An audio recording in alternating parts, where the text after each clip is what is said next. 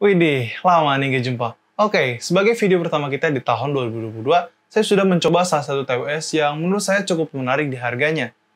Ini dia TWS-nya.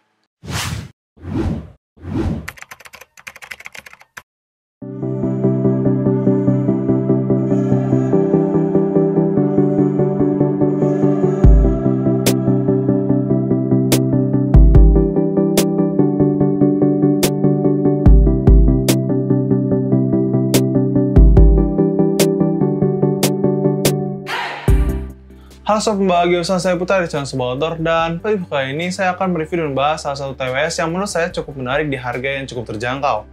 TWS ini adalah Sony Gear Air Pump TWS 1 Pro. Oke, sebelum kita lanjut ke pembahasannya, kita unboxing dulu.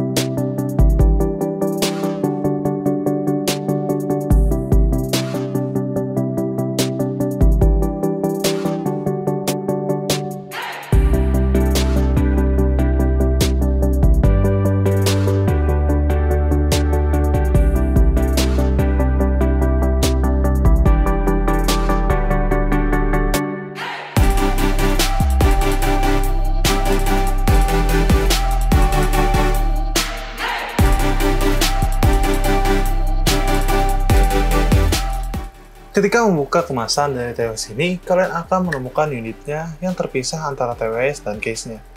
Kemudian, kalian akan menemukan sebuah kartu garansi, sebuah partisi yang di dalamnya terdapat kabel charger Lightning, dan terakhir sebuah buku manual dalam bahasa Inggris.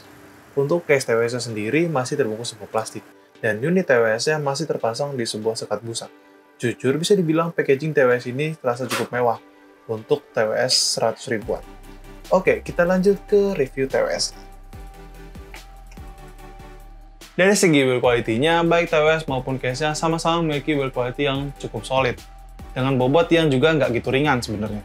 Tapi gara-gara finishing-nya yang glossy ala-ala AirPods, baik case maupun TWS-nya sama-sama mudah meninggalkan sidik jari, terlebih jika warnanya hitam. Makin kelihatan dah tuh di mana-mana sidik jarinya. Tapi untungnya kabel charger bawaan yang diberikan oleh Sony Gear dalam paket penjualan dari TWS ini menggunakan finishing yang doff. Tapi dari segi materialnya ya bisa dibilang cukup terkesan biasa aja. Oh iya, engsel dari case TWS ini juga bisa dibilang cukup ringan. Tapi saking ringannya saat kondisi terbuka, kesenggol dikit aja langsung nutup sendiri. Entah ini fitur atau gimana, yang jelas cukup nyebelin ya. Apalagi saat kita ngambil, kesenggol jari langsung nutup sendiri dan seakan-akan harus kerja 2 kali gitu buat tutup buka si case-nya. Oke, lanjut ke desainnya. Sebenarnya nggak banyak yang bisa dikomenin dari desain TWS ini. Baik case maupun TWS-nya sama-sama memiliki desain yang sangat mirip dengan AirPods. Hanya saja ukurannya sedikit lebih kecil dan ada tambahan logo Sony Gear serta indikator LED yang bisa berganti 3 warna di bagian depannya. Untuk port charger sendiri ada di bagian bawah case yang bisa dibilang posisinya cukup simetris. Sedangkan untuk spesifikasinya, kedua sisi driver dari TWS ini memiliki ukuran driver sebesar 13 mm dengan jangkauan frekuensi di 20 Hz sampai 20 kHz. Kedua sisi TWS-nya juga sudah dibekali dengan baterai sebesar 30 mAh yang bisa diisi daya hingga penuh menggunakan case-nya yang memiliki kapasitas baterai sebesar 250 mAh. TWS ini juga punya beberapa fitur yang sebenarnya cukup standar untuk sebuah TWS. Bluetooth 5.0 yang dapat menjangkau hingga jarak 15 meter, fitur Easy Connect yang dapat menghubungkan TWS ini dengan perangkat yang terakhir kali terhubung hanya dengan membuka case-nya saja, dan fitur touch control yang dapat dengan luas dan responsif digunakan saat kita menggunakan TWS ini. Sentuh sekali untuk play and pause, sentuh 2 kali untuk next, sentuh 3 kali untuk previous. Fitur voice command juga bisa diaktifkan menggunakan TWS ini. Cukup sentuh dan tahan touch control-nya selama 3 detik. Terus kalau buat telepon gimana? Ya sama, sentuh sekali untuk matikan atau angkat telepon, sentuh dan tahan 3 detik untuk menolak panggilan. Tapi ada satu fitur yang membuat saya cukup bertanya-tanya mengenai TWS ini. Mengapa Sony Gear menyematkan port Lightning dari TWS ini? Which is port yang sering digunakan pada AirPods dan iPhone. Mungkin aja target awal dari TWS ini adalah AirPods versi budgetnya para user iPhone. Mungkin loh ya. Tapi untungnya Sony Gear menyematkan kabel charger Lightning dalam paket penjualan TWS ini. Kalau nggak, cukup ribet kan kalau kita harus beli kepisah. Lanjut ke impresi penggunaan. Setelah 2 minggu menggunakan TWS ini, jujur saya cukup kaget ya dengan kualitas audionya. Karakter suaranya cukup dominan di vokal dan mid. Dengan bass yang cukup punchy tapi nggak gitu boomy. Dan high-nya sendiri cukup biasa aja ya, nggak sampai yang ngecering banget.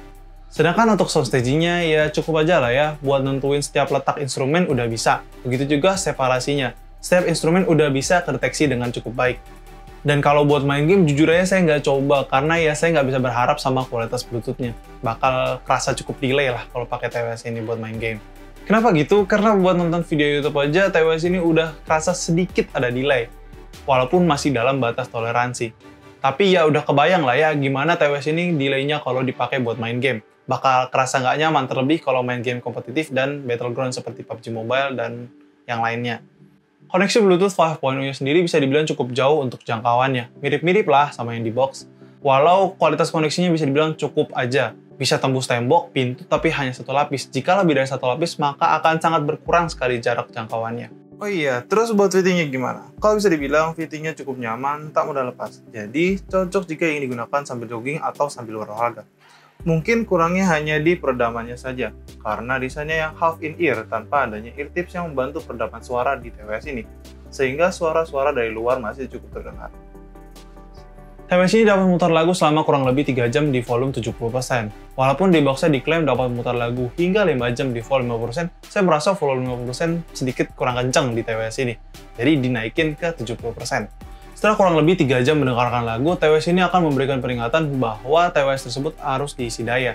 Untuk mengisi dayanya sendiri, kita membutuhkan waktu selama kurang lebih 1,5 jam menggunakan case bawaannya. Dan untuk mengisi daya dari case-nya, kita membutuhkan waktu sekitar 2,5 jam. Oh iya, LED indikator yang ada di bagian depan case TWS ini juga bisa dibilang cukup useful, karena dapat memberikan kita informasi apakah baterai case ini sudah penuh dan baterai TWS kita sudah penuh atau belum. Saat kondisi case ini dicas, LED indikator akan berkedip berwarna oranye dan akan berubah menjadi solid saat case TWS sudah penuh baterainya. Dan saat kita mengecas TWS-nya di dalam case-nya, LED indikator akan berwarna solid hijau dan akan mati bila TWS sudah penuh baterainya. Oke, sebenarnya bisa dibilang kualitas material dari TWS ini bisa dibilang cukup biasa aja. Tapi kualitas audionya yang bisa dibilang cukup bagus untuk TWS di harga di bawah 200.000. Udah cukup lah buat ganti-gantian sama daily driver saya, yaitu DBE PR300 yang kualitas audionya 11-12 sama TWS ini. Jadi menurut saya TWS ini cocok buat kalian yang seneng dengan kualitas audio yang dominan di vokal. Tapi di frekuensi yang lainnya juga tetap balance, nggak sampai mundur banget atau maju banget. Terus juga bentuknya yang kayak AirPods ini bisa dibilang cukup gaya. Walaupun akan terlihat lebih mewah bila berwarna putih. Gimana? Kalian udah tertarik sama TWS ini? Bila kalian tertarik, kalian bisa cek link pembeliannya ada di kolom deskripsi di bawah. Oke, mungkin segitu dulu review dan bahasan dari channel Solo Outdoor mengenai TWS Sony Gear Earpump TWS One Pro. Klik like bila suka video ini, please like aja kalau nggak suka nggak apa-apa, and see you in the next video.